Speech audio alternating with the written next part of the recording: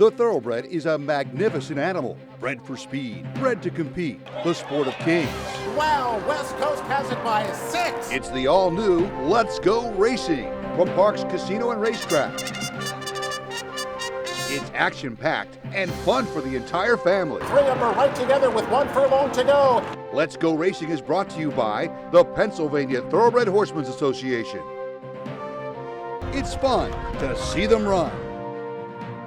A very pleasant good morning, racing fans, and welcome here to Parks Racing for Let's Go Racing. No big 3-year-old races on the calendar this weekend, but that doesn't mean we don't have some good graded action to share with you this week as well. We do have the Grade 2 Buena Vista from Santa Anita on the grass, and we'll head to Gulfstream Park. Little sprint action, Dick. It's the Grade 3 World of Trouble. Our local feature had a lot of possibilities. I mean a lot of possibilities, Dick. It's a high optional claimer at 6.5 furlongs.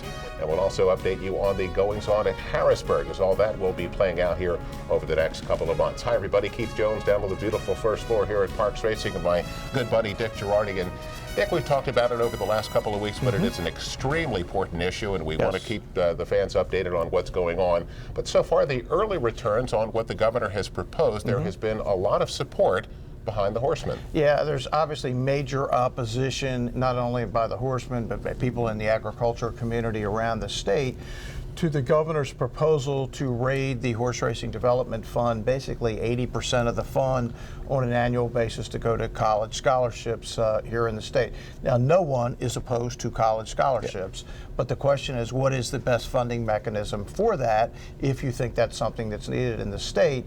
And there are other places to get money other than the Horse Racing Development Fund. And for people that don't really understand this, this isn't money that comes straight from the taxpayer. This is money by law that came out of the casino money. And the last I looked across the parking lot, casinos are doing pretty well. So, yeah, I don't get this whole, it's tax money. It really isn't. And that's the thing I think the public really needs to understand. Well, Dick, two of the largest industries in the Commonwealth are agriculture and tourism. And horse racing plays to both. Huge. We've talked about the 20,000 employees, all the different jobs that emanate from horse racing, and that will go away if the fund is no longer there. And I think hopefully at some point we'll get beyond this, the budget will be passed, and the fund will still be there. Well, Governor Wolf was out doing his tour. He's been out touring, I believe, 14 different schools as he talks about his agenda. But Let's Go Racing had a chance to catch up with Pete Peterson from the Equine Coalition, and he has this update. We've been going out, talking to legislators, trying to make sure we're doing a good job of educating as many legislators as we can about the economic impact of racing and breeding in Pennsylvania, telling them about the jobs that depend on this industry, and also our relationship with the state's larger agricultural industry, such as hay farmers, mushroom farmers, and just trying to make them better understand the broad impact of our industry in Pennsylvania. And of course, we thank Pete for his time on the show. But Dick, another individual that has been around the sport here in the Commonwealth for a long time is our good friend Mark Reed. Yeah, look, Butch was on with us a week ago, Mark's brother. And Mark and Butch, to me, are two of the most articulate spokespeople we have in the sport. They've seen everything, they've done everything. And of course, Mark has a farm where they breed Pennsylvania breds down in Chester County. So he's got even more juice on this thing. It's very important for him that the fund stays as is. Any chance that the Let's Go Racing cameras got down to Walnut Green? A really good chance. You think there is? Yeah. Well, here's more with Mark. Frankly, with 3 racetracks running a long period of time, and now with these breeding incentives, I think it means a heck of a lot to the economy. Just the sheer number of people it takes to run these operations, to me, makes it a very valuable asset to the state of Pennsylvania. The agricultural part of it, the open space, the farmlands, it's not condos here, it's open space. The agricultural part of horse racing and breeding is so important to the Commonwealth. I think it is. We buy most of our feed, hay, most of all of our suppliers come from the state of Pennsylvania. We don't go out of the area to get our supplies, and like I said, our hay's grown, a lot of it grown right here in Lancaster County. We use a feed mill that's right here in about halfway across the state. It's important to us to support the local economy. And that includes tractors, heavy equipment, the stuff that it takes. Absolutely, everything. You know, we're up to buying a tractor this year, and all of that it comes into play. We don't have to go out of state and still be able to produce a top product. Well, Dick, we've known Mark for a long time, Yes. and he's not completely out of the business. He still runs a few horses. No, he trains horses and he runs them, and again, he's a huge player here in the Pennsylvania breeding program. Well, let's get to some racing action. We're going to start with our local race of the week, Dick, and in the intro I mentioned that it had a lot of possibilities. Yes. 6.5 furlongs optional, claim your $47,000 purse to that second level allowance condition, or you can be entered for a tag of $35,000.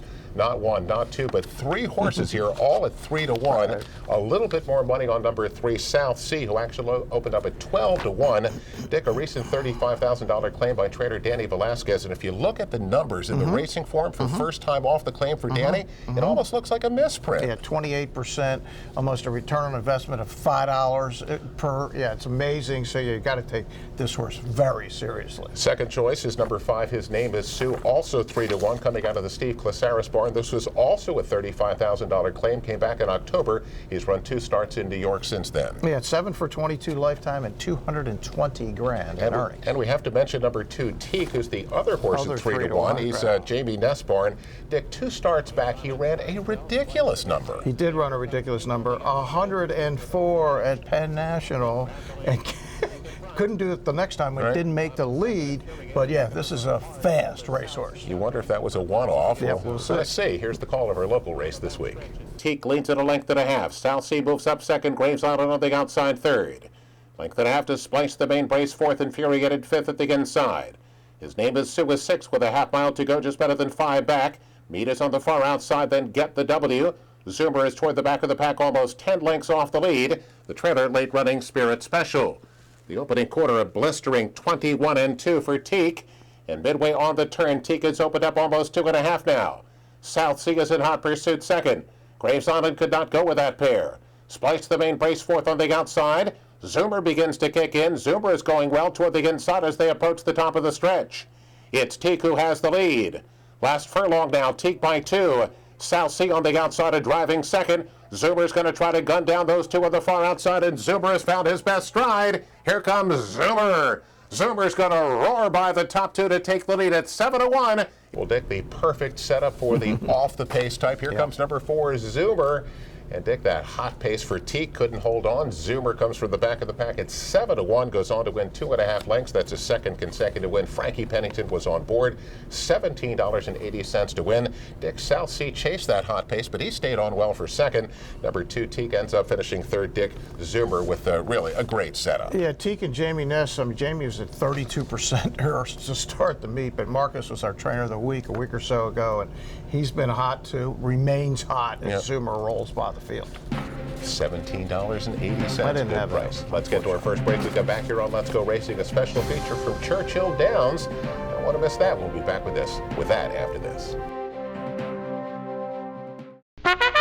Did you know the Pennsylvania horse racing industry provides health care and pensions for thousands of workers who in turn spend their income supporting local communities? And we do it with 0 tax dollars while creating tens of thousands of jobs. Did you know absolutely no taxpayer dollars support the Pennsylvania horse racing industry? In fact, racing generates $1.6 billion that pays taxes, creates jobs, and more, right here in Pennsylvania. What does Chapman's 7 locations and 10 car brands mean to you? It means a huge selection of quality pre-owned vehicles, all makes and models, many one-owner low mileage certified with miles of factory warranty remaining. Safety checked, meticulously detailed, and each come with a free Carfax report so you can buy with complete confidence at any Chapman Auto store near you. Or shop online anytime at ChapmanPreowned.com. If our emblem is not on your car or truck, you probably did pay too much. Looking to join the thrill and excitement of thoroughbred racehorse ownership? Pewter Stable can get you started. With more than 25 years of experience under the leadership of Greg and Kate DeMasi, Pewter Stable is one of the industry's leaders in racing partnerships, winning hundreds of races and millions of dollars at racetracks all over the Mid-Atlantic, including New York. No markup, no management fees makes our partnerships unique and affordable. We are Pewter Stables. Welcome back, everyone, to Parks Racing for Let's Go Racing. It's time for our special feature this week. And Dick, it's Black History Month. And really, you don't see a lot of African Americans in the sport in terms of jockeys. Yes. But Dick, back in the day, that was a different story. Yeah, no question. The late 1800s, the sport was really dominated by black jockeys, and the legend among that group was the great Isaac Murphy. I think Isaac had a decent win percentage? 44%. It's like you look at it, you go, that's like got to be a misprint, right? But yeah, no, he was the man back in the day, and when you had a good horse in the Derby, that was the guy you wanted riding. Well, special feature from Churchill Downs about African American jockeys in the Kentucky Derby. The Kentucky Derby and Churchill Downs have become American institutions since their debuts in 1875, and countless individuals have contributed to their ongoing growth. Prominent among them are the African American jockeys and trainers who helped build the early foundation of success that now spans nearly a century and a half. 13 of the 15 horses that competed in that first Derby in 1875 were ridden by African Americans. When Oliver Lewis guided Aristides to victory for African American training legend and eventual Hall of Famer Ansel Williamson in that first Derby, the victory was one of 15 by African American riders in the first 28 runnings of the race. 3 of those history-making jockeys are enshrined in racing's Hall of Fame: 3-time Derby winner and national racing hero Isaac Murphy, and 2-time Derby winners Jimmy Winkfield and Willie Sims. Also prominent is William Walker Sr., who was born into slavery and, at the age of 17, piloted Baden-Baden to win the 1877 Derby. During a 60-year career, Walker also trained horses and was a bloodline consultant to John E. Madden, who bred 5 Kentucky Derby winners. Those men, along with fellow Derby winners Lonnie Clayton, Erskine Henderson, Babe Hurd, George Garrett Lewis, Isaac Lewis, and Soup Perkins, were among the brightest stars in American racing before government-sanctioned Jim Crow laws and the poison of racism pushed them from their hard-earned prominence. Their legacy is now restored, and the accomplishments of the early African-American heroes of the Kentucky Derby are honored at Churchill Downs during Derby Week with the annual running of the William Walker Stakes. And we give a special thanks to our friends at Churchill Downs, Dick, and Darren Rogers helping us get a chance to use this piece. Yeah, he's PR, the best in the business. Yeah. Nobody better than Darren, and he does a great job. Well, let's get to our national coverage brought to you by Chapman Auto Group. Unless our emblem is on the back of your car or truck, you probably paid too much. We're going to start at sunny Gulfstream Park.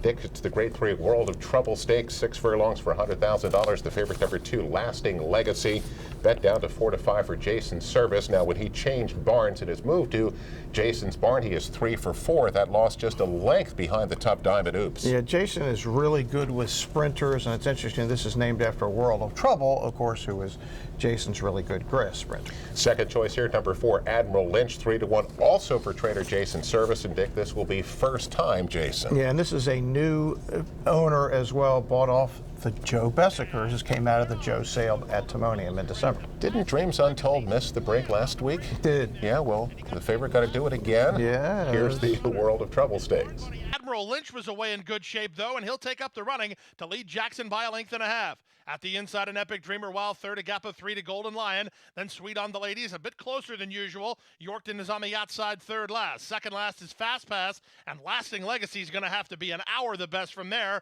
Last of all, behind a reasonable quarter of just 22 and 2.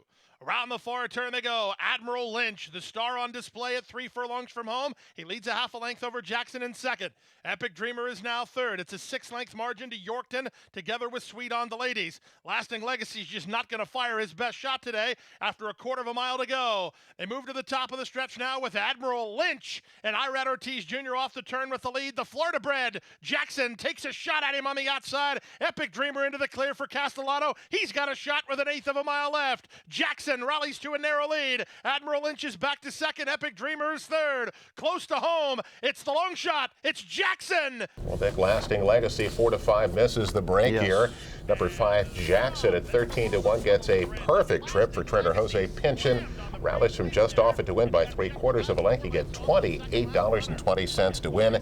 And Dick, it always changes the complexion of a race when the favorite gets eliminated at the start. Indeed, when you watch the replay, you can just throw that race out, try next time. But Jackson, Luis Saez, He's been hot for years, and he's hot again this year. It's win 78 at Gulfstream. Jackson 28-20 to win. Let's get to the West Coast. Santa Anita, the Grade 2 Buena Vista. The fillies and mares on the grass at a mile. Dick, the favorite, number 1, Jolie Olympica. Gets bet down to 3-5 for trader Dick Mandela. We have familiar colors here. And Dick, this 4-year-old filly is undefeated. Yeah, the question is, how far did she want to go? Because she's been doing it in America, at least, just at the sprint distances, but going longer in Brazil. 3-5, the price there. Number 4, Macho Unusual, the second choice at 4-1 for trader Tim Yachteen. And Dick, she starts her 4-year-old season. She ran in some big races last year as a 3-year-old. She's a Grade 2 winner. Did indeed. Ran behind Got Stormy in the Matriarch, just behind Lady Prancelot in the American Oaks, a Grade 1. So yeah, she's been in with some of the best. Grade 2 Buena Vista. Here's the call. Jolie Olympica, with 6 furlongs to go, leads it by 2 over Brill second. La Sardin guided over to the rail in third. Keeper of the Stars is 6 lengths off the pace. Then it's Mucho Unusual, inside Meal Ticket. 2 more back to Lady Prancelot with Tiny Tina outside of her, and Super Patriot. Heading to the half-mile pole in the Buena Vista Stakes. And it's Jolie Olympica, untroubled up top, leads by 2.5 lengths. Brill is second by the same margin. La Sardin still third. Keeper of the Stars is next. Meal Ticket on the outside of Mucho Unusual, 8 lengths off the lead. Lady Prancelot now gets a nudge. Tiny Tina outside of her. Super Patriot has trailed throughout. Jolie Olympica, Brill trying to get closer in second. Keeper of the Stars on the outside of La Sardin. Then Mucho Unusual and Lady Prancelot, a furlong to go.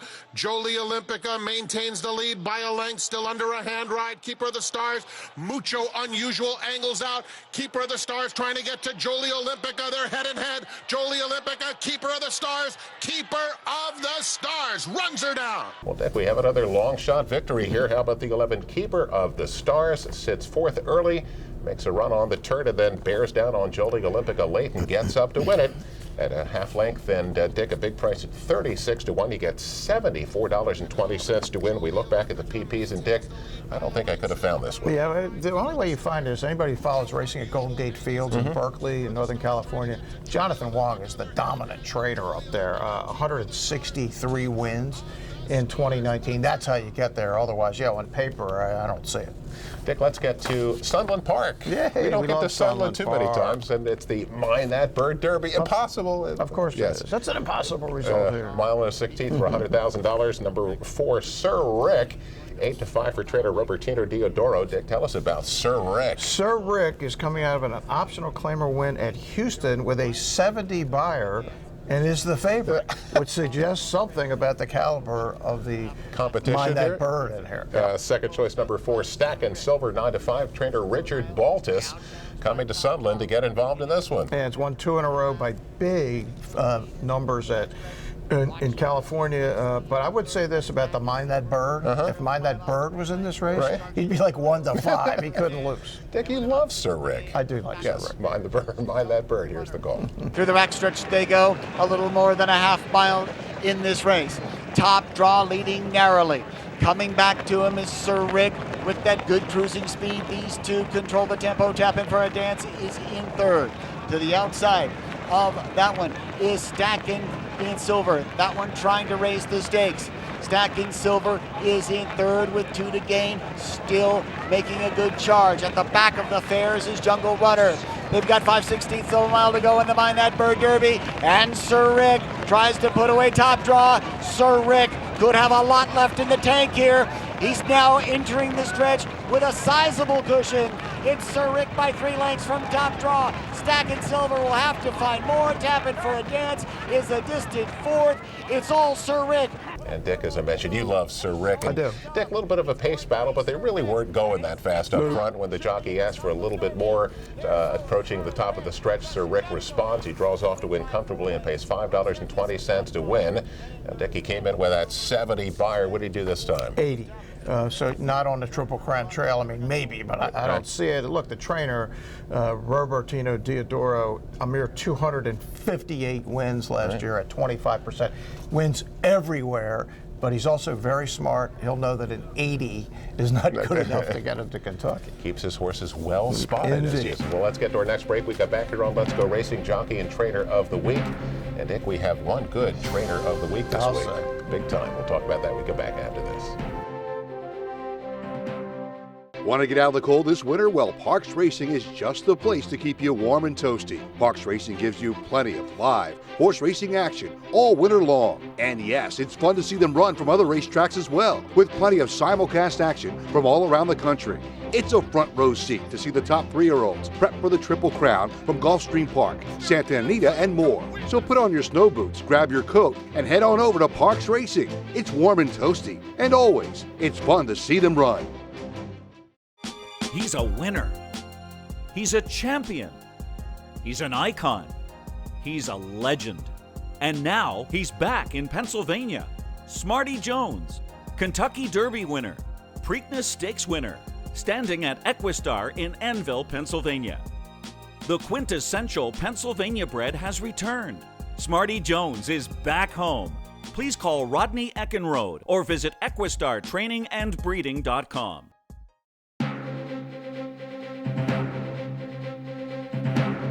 Welcome back, everyone, to Parks Racing for Let's Go Racing. It's time for the Jockey and Trainer of the Week. It's brought to you by the good folks at the Turning for Home program. Get involved with that great retirement group at turningforhome.org. Dick, our Jockey of the Week, Manny Esquivel, had a triple during the week.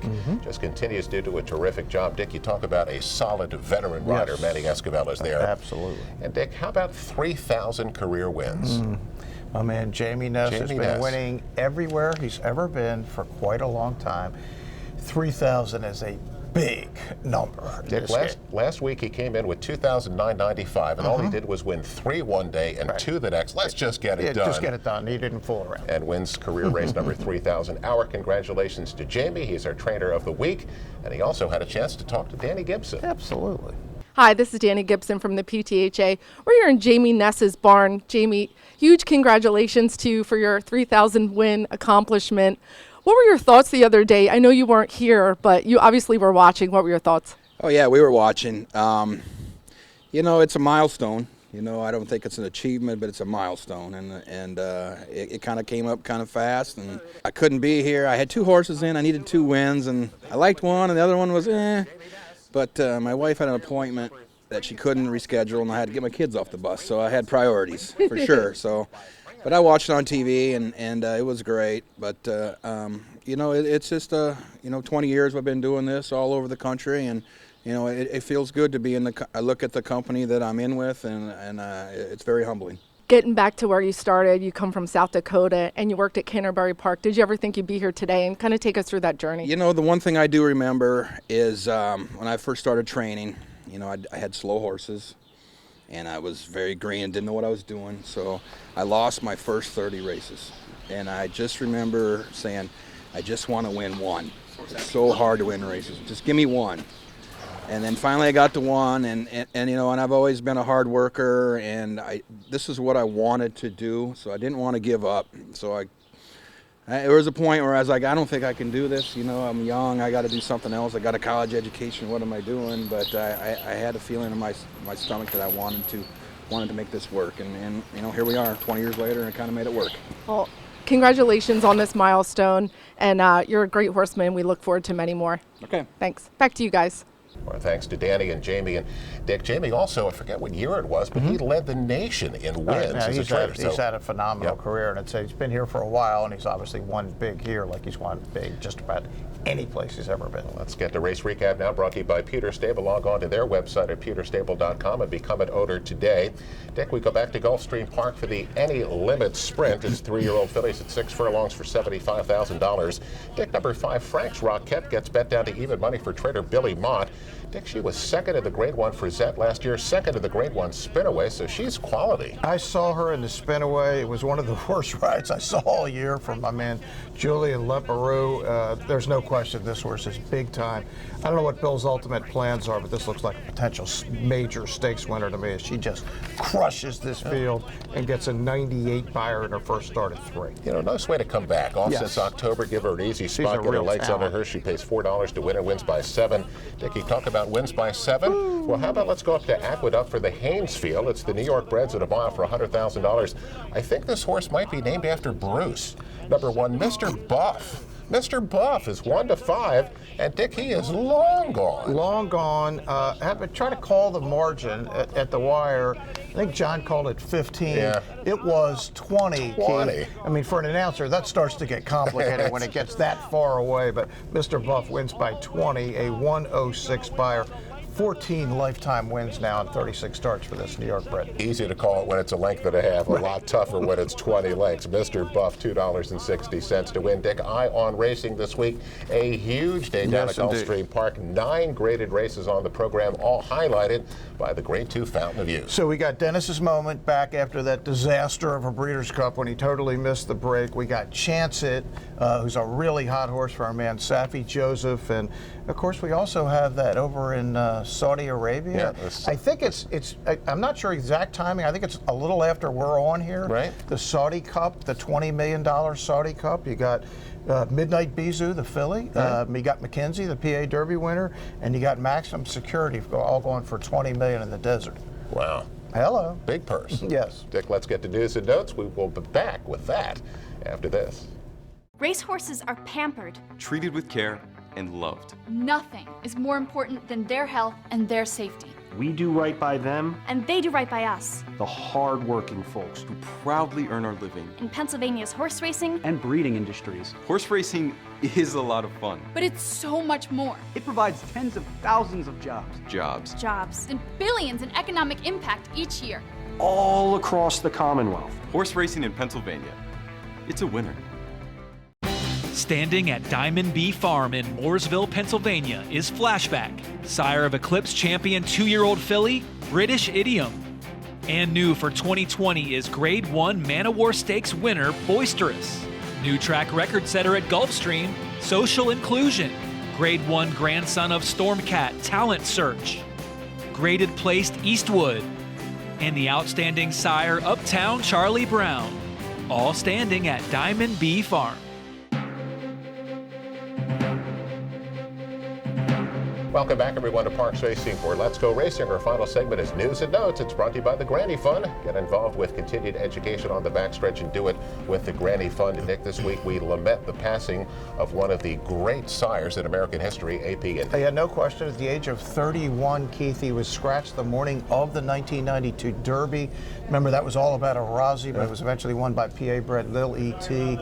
Neil Drysdale train came back to win the Belmont and ultimately won the Breeders' Cup, was the horse of the year, and was as good a racehorse as he was even one of the better stallion, one of the best we've ever had in the history of the sport. His bloodline continues to factor in racing this much time later. And Dick, kind of a surprise when I opened up Blood Horse one day and saw that Kofefi is retired. Yeah, only a 3-year-old, just turned 4. She was the 3-year-old filly champ. She was the female sprint champion. She won the Breeders' Cup filly mare sprint. And everybody thinking she's just getting started, but I don't know what the deal was exactly. But hey, Brad Cox is loaded. He's got horses in all divisions. But yeah, we'll miss her because she was some running fool. Boy, she could run. Yes, she Brad could. Cox, one of the young best trainers in the business. Well, Dick, a great day to come out and enjoy racing here, not only live, but all that great simulcasting from Gulfstream Park. Come out and enjoy your day right here with us, and we will see you next week on Let's Go Racing.